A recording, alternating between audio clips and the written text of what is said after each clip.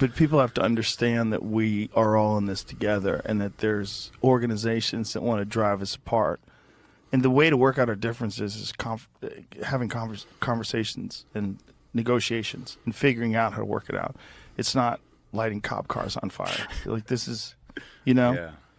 But the spirit of those, like, not to defend any of that crap, but that rebellious nature in us is important too, though. It just has to be directed correctly. Right. You shouldn't be burning Waymos while holding a Mexican flag, trying not to get sent back to Mexico. I mean, you're confusing the fuck out of me, dog. Like, who is your oppressor? Is it the electric car? Is it the country which, you want to stay, but you're holding a flag of another country? Like, why are you wearing a mask? Are you proud of this? Do you not want to get arrested? What are we doing? Are you scared of COVID? Like, I want to know. Well, it goes back to what you said about mass manipulation, and also, like, we've all sort of lost our identity. That's why politics has become so prevalent in, like, the way people represent themselves to other people, and, like, that's like as our culture and our tradition and, like, sort of the knowledge of where our families and all of that stuff comes from. Like, we're just little boats out in a big ocean, and we're looking for some kind of identity to reach out and grab. And politics, they make politics so easy to reach out and grab and make, just like in the same way that people just absorb themselves into sports. Exactly. They're way out of shape, but they refer to their sports team as we. Like, our defense did really good. Jamie does that all the time. We won. Talks about a college. Where I'm from. Some college where he's from. Well, that's maybe...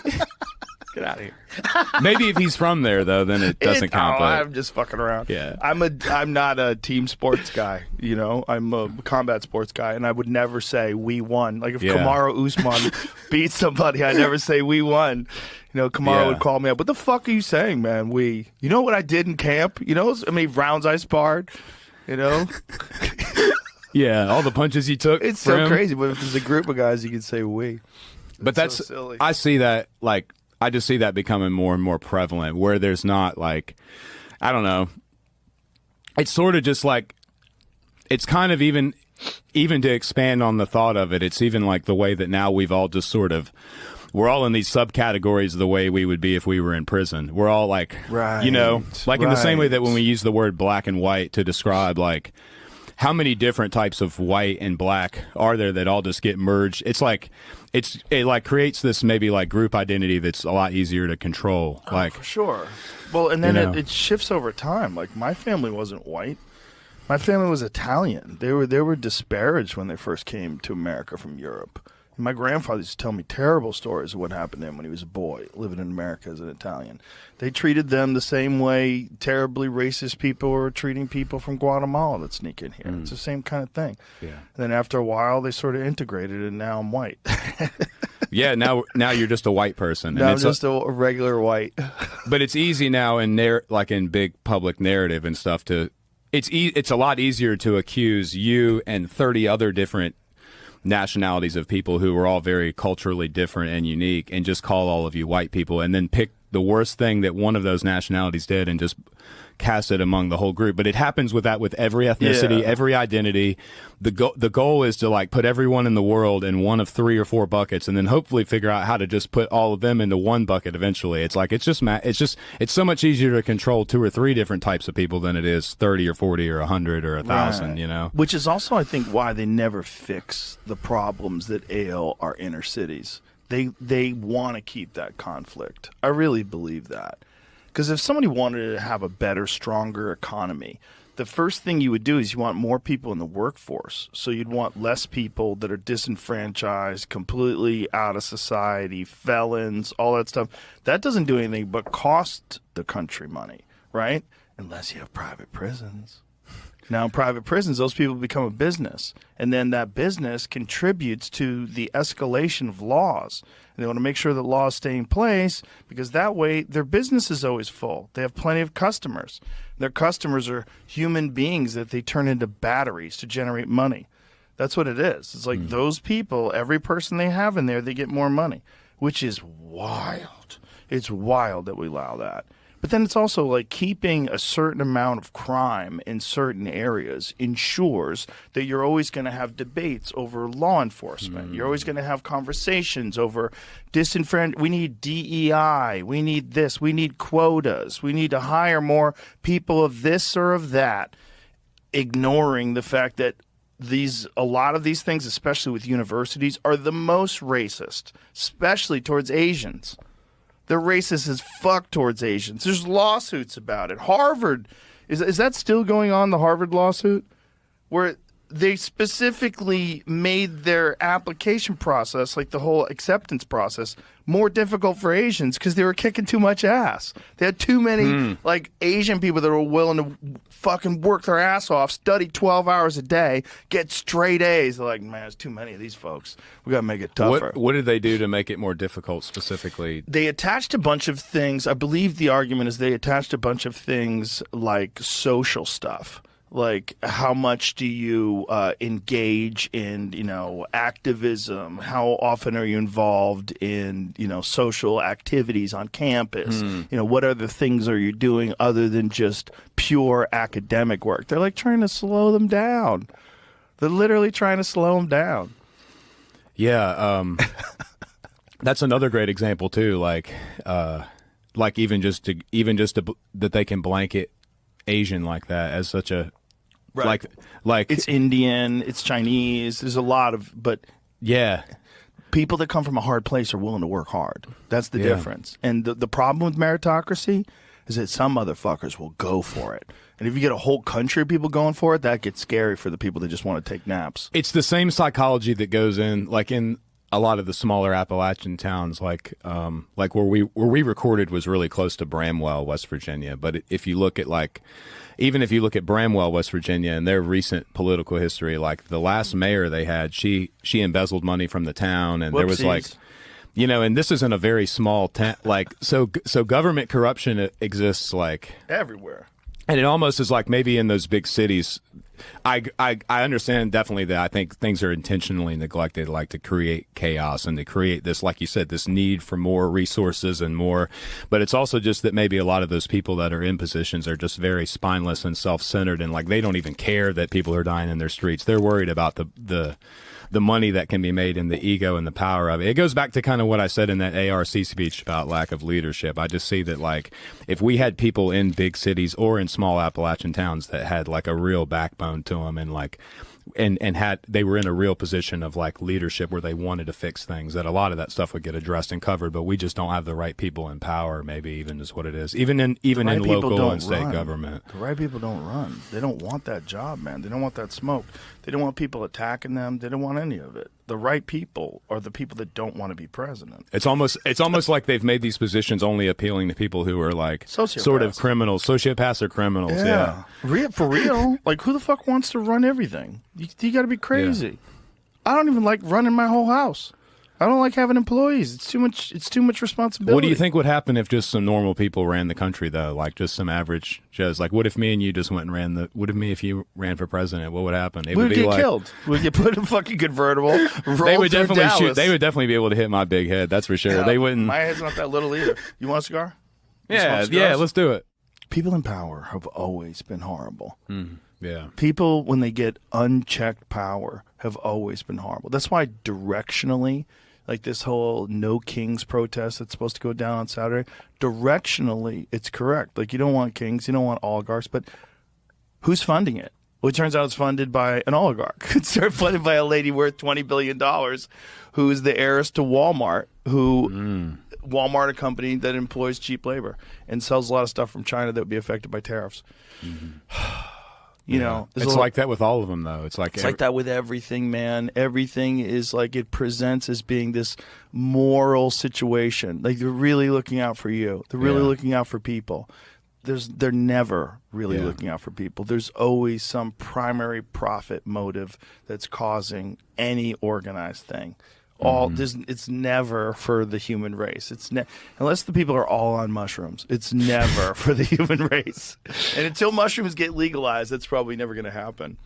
And that's the real battle. The real battle is what gets legal first, AI or mushrooms. You know? Yeah, it's both of us will lead towards God. Both of them will lead towards God, but one with a completely different outcome.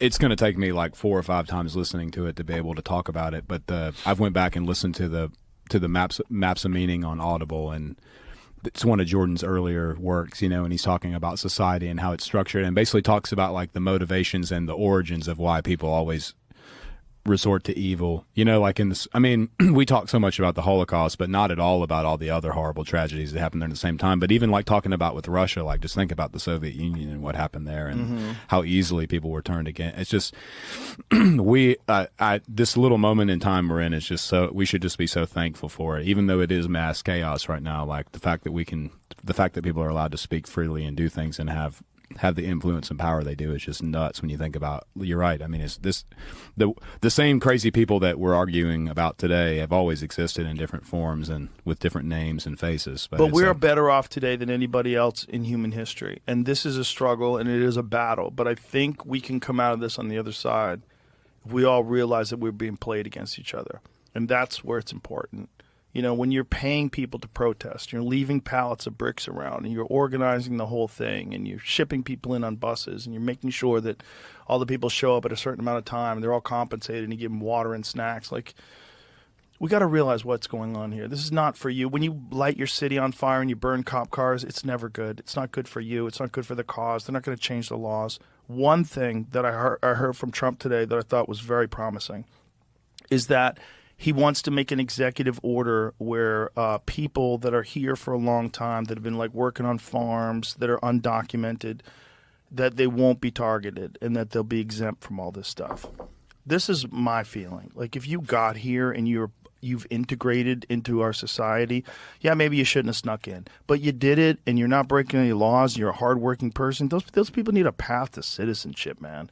Because if you don't, then they're just preyed upon by people that will take advantage of the fact that they're undocumented and not pay them what they're legally supposed to pay them, and not give them benefits if they're legally supposed to have benefits, and they can't say anything because they're worried that immigration is going to get called on them. So these people are in this constant state of anxiety, and then they hear about the ICE raids, like at Home Depot. Like, what the fuck? Yeah, man? there was a big ICE raid at the Facebook data center job not far from my place, where I used to have to go when I was at Facebook data center ICE raid. Yeah, at the Facebook project. It's in it's not far from me in Virginia. I think it's technically would it be South Boston. I think it's technically in ICE South didn't Boston. bribe. Or Facebook didn't bribe ICE. There's if I was Facebook, I would have fucking bought ICE some new cars. There's a big job a big job site that I used to have to go on that's in the southern part of Virginia, like not far from North Carolina. And somebody was sending me pictures there from the other day, but they had a big ICE raid, and there was dudes like running through people were just escaping the job, like running away from the job and stuff. It was nuts. But why? Like, gang members, yes. Criminals, yes. This, why? Like, I think, as crazy as it sounds, the only way to do this and look like you have a heart is evaluate people on a case-by-case basis. When you're looking at all this crazy shit right now with Doge and the uncovering of USAID and this dismantling of this bizarre left-wing ecosystem that's pretty much manufactured, like, what do you see is going to happen with the rest of the country? I mean, look, there are a lot of people who did not vote for Trump. He won, and yes, he won every swing state. And half the country's a lot of people. Yeah, it's a lot of people. So, and I'm not sure how many of them. I wonder how many. So I have a couple questions. How many people didn't vote for Trump and wanted to and are secretly glad he won? I bet there's a pretty significant number of those people who either didn't vote or didn't vote for him but wanted him to win anyway. Ari says that. Ari says that New York City is like relaxed. Yeah. It's like everybody was relaxed after the election. Like, even the liberals are like, whew. Yeah, thank God. They're like, woo. Yeah, like, thank you, God, you saved me from myself. Yeah, exactly. Because God doing for us what we can't do for ourselves. Yeah, so there's that, I wonder. But then I do wonder how many of the people are, what I worry about is how much this is where I get mad at the media for presenting this like, this is Hitler. We're having it notched up to 11 for the past 8 years. And now you've got this, because he was put in, it's almost like that energy has been transferred to Elon now. Because now, did you see the Elon protests? They're protesting Elon. They're literally standing out there with signs that say, arrest Elon Musk. Listen, I guarantee it's organized. I guarantee it's organized by the same people that are going to lose a shitload of money based on all these discoveries at Doge. There's no way they're not. If you look at what Doge is uncovering, what they're uncovering with this USAID stuff, a lot of that stuff was organizing through NGOs protests. They organized the attempt at getting Trump impeached. I thought you were going to say killed. They organized the impeachment. That's come out. They also USAID spent $50 million on the lab that invented coronavirus. Right. Yeah, there's a lot of money involved in this not working. And when you have a lot of money involved, you're going to have organized protest. When you see protests, we all want to think protests like the 1960s. Yeah, fight the war, man. It's like organic, like peace, love, and hippie shit. But that's not what this is. What this is organized, funded protests where someone is spending a lot of money and they're mobilizing other NGOs. They're using their access to these mailing lists and all these different things. They're putting these things together. Yeah, but do you think that the average liberal person, do you think that they're going to wake up and come around? Or do you think that they're going to be in like agony for 4 years and be... What if it works? Like, what if the world gets safer, the country gets safer, the economy improves, and they don't attack civil rights, women's rights, gay rights, all these things that everybody's worried about. And then at the end of it, you realize like, hey, maybe I was wrong. I mean, that's my question though. Are they capable of that kind of self-reflection?